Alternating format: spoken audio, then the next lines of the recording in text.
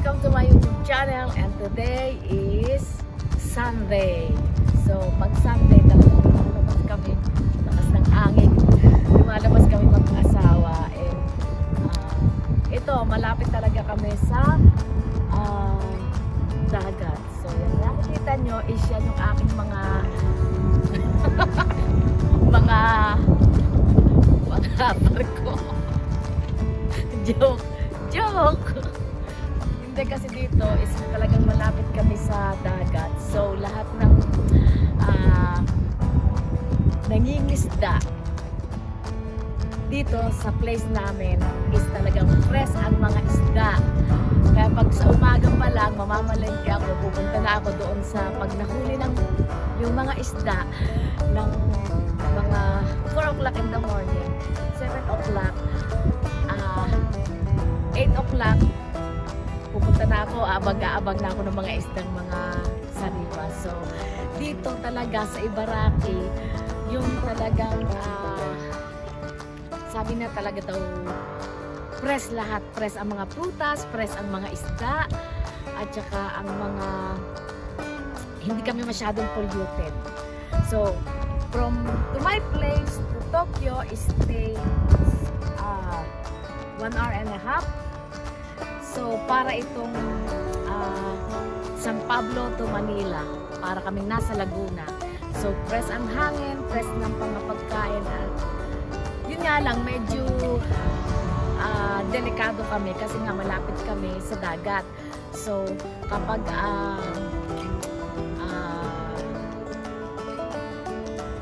yung tsunami, medyo kabado ako.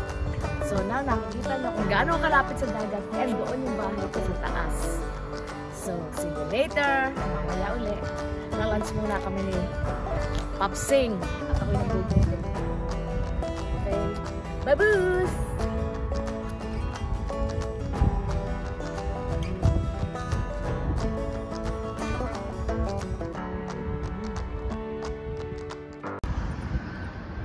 Okay, narito naman kami sa trunk.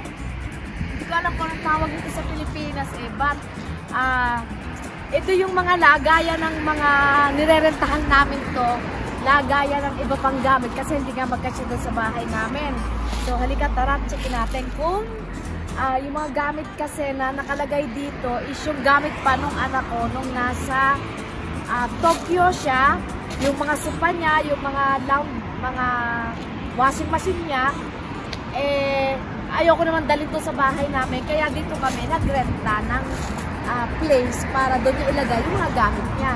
So halika, tara, tingnan natin kung okay na yung mga gamit niya.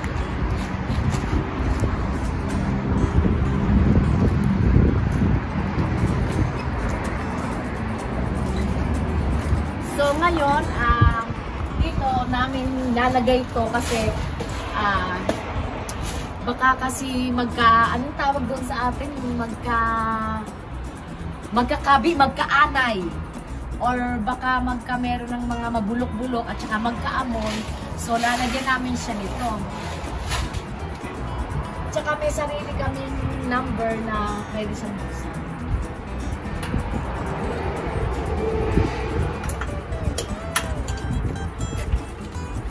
So yan yung mga gamit palikid dyan na galing pa ng Tokyo kasi nga umuwi nga yung anak ko sa amin. Anong tawag ng dahil nga coronavirus.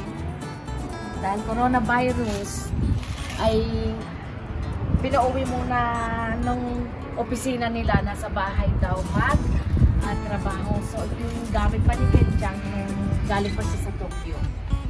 So eto yung kapag yung pampaalis ng mga ano yung tawag dito, mga amoy at saka baka masira, ganun. Kapag uwi nga ko sa Pilipinas kasi pag yung mga gamit nagkakameron siya ng mga anong tawag doon, mga amag-amag. Ano mo yung amag-amag? So, every buwan, pinapalitan namin siya. Kasi si Kentang naman, ayoko naman kasing i-push yung anak ko na kasi dito sa Japan, at the age ko ng 18 years old, bumihiwalay sa bahay. So, nung umuwi siya galing ng Tokyo, gusto ko pa siyang makasama. Sabi niya, Mama, magre-rent na lang ako ng apartment at bubukod na ako sa inyo. Sabi ko, bakit ka bubukod? Dahil laki-laki naman itong bahay natin. Gusto niya yung ganun ayaw naman namin palisin ng bahay kasi nga, para may kasama ko. Kaya dito, yan, nakatambak yung mga gamit niya. Galing pa ng Tokyo kasi may sopa pa siya sa loob, may lamesa, lahat basta. Hindi ko gusto ko na nga iuwi sa bahay Kaya lang sa akin naman itatambak itong mga washing machine niya na may dryer pa. So, baka magsikip naman yung bahay namin at saka ayokong dalhin kasi galing ng Tokyo. Baka may mga, alam mo yun, may mga virus. So, yan, pinapalta na lang namin siya na bago. Para hindi siya mangamoy. Tapos, tatapon mo lang siya. So, yan. Pagkatapos nito, mamamasyal pa kami. Bibili pa ako ng halaman. And pagbalik ko, pagluluto na lang na naman ko sila ng hapunan. Ganun lang umiikot ang aking araw pag linggo. Pag Sabado, Linggo, busy ako maglinis ng bahay, magmilingke, magluto. At saka mas gusto ko kasing nasa bahay si Kenchang kasi naalagaan ko si Kenchang. Napapakain ko ng pamula umaga, hapon, tanghali, gabi. So, tsaka kagaya ngayon, medyo busy yung asawa ko. May kasama na ako sa bahay na lalaki. So, dalawa na yung lalaki ko. Isang asawa ko at saka yung anak ko. Hindi noon na pag si Papa nalilate umuwi, nag-iisa ako sa bahay. So, ngayon, meron ang kasama. Kaya, I'm so happy kasi. Ito, medium.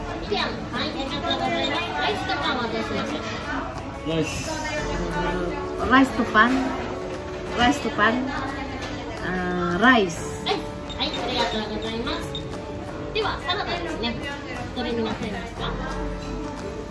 Salad, wow. Ito di ka na.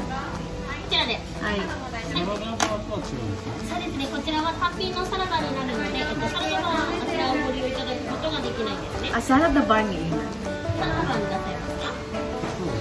はい。かしこまりました。ではこちらのサラダはキャッチャーで大丈夫ですよ。はい。カットなサラダバーは一つでよろしいですか。はい。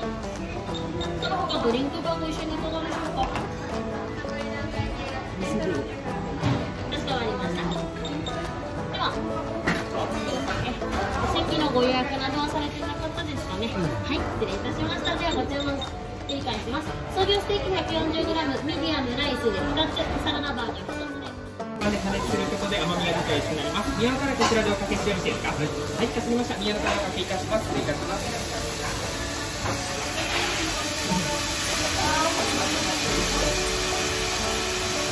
お待たせいたしました。先にこちらがライスでございます。はい、お待たせいたしました。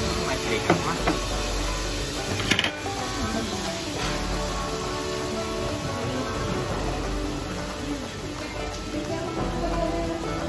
こちらが創業ステーキ 140g ミディアムが2つでございます。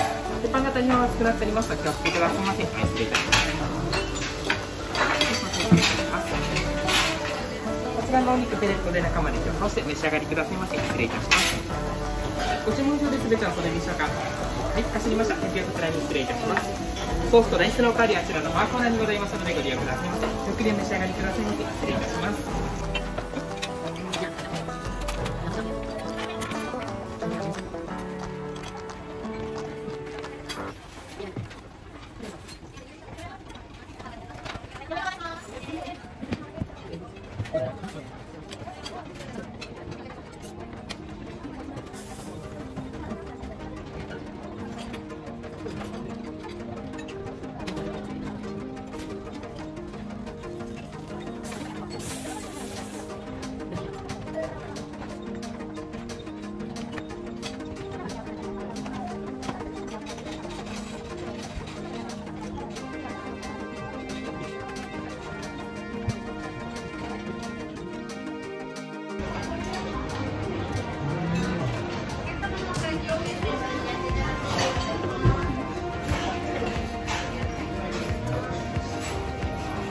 Matamis siya.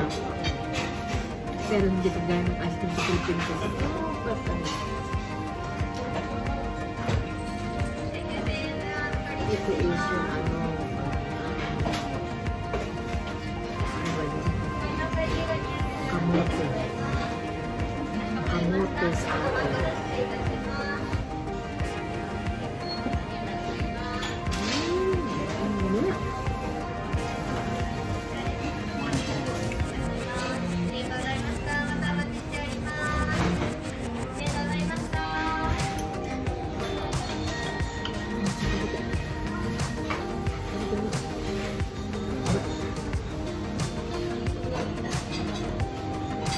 Kamote siya na nilagyan ng sangkata.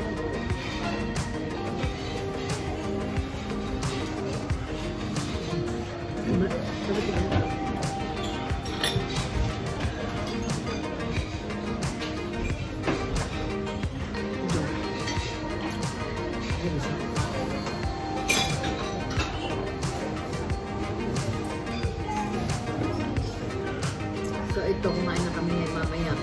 Live na lang kami sa radio.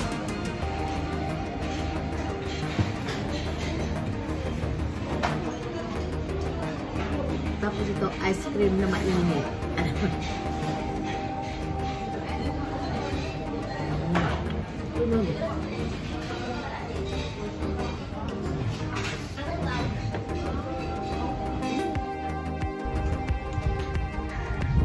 Ay!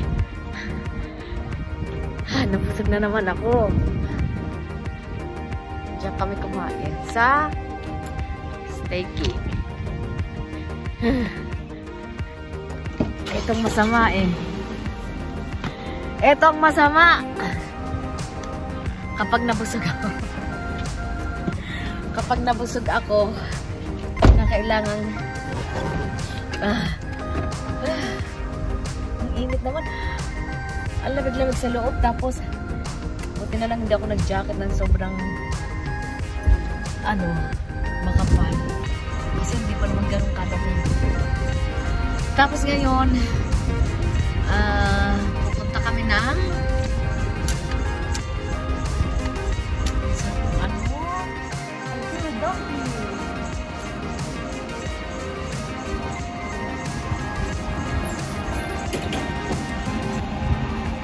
dito ako namimili ng mga murang made in America, ganon.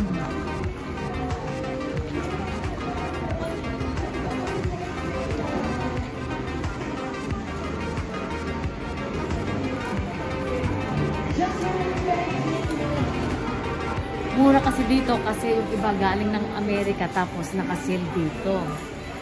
Okay? Tara. 人気の笠原氏が監修したこだわりの和食ビュッフェや田崎真也氏がセレクションした洋食ビュッフェやドイツ人マイスター伝統創業最初は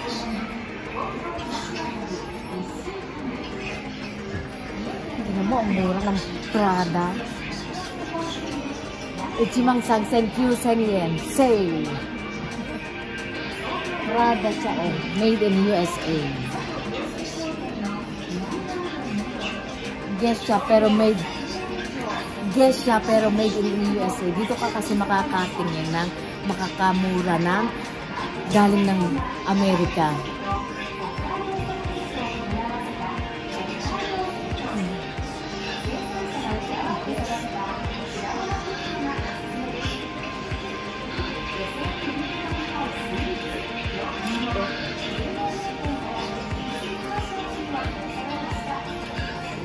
Ganda naman ko, made in America. This papa gift.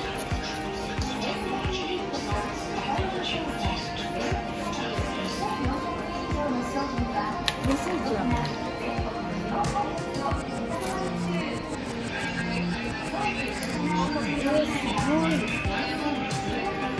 Sounds so good. What about?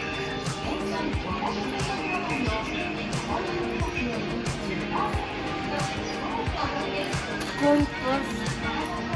Sige pa paon. Yasin mo.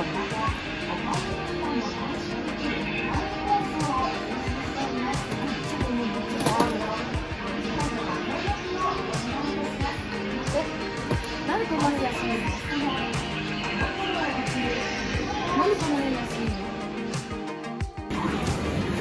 So Memphis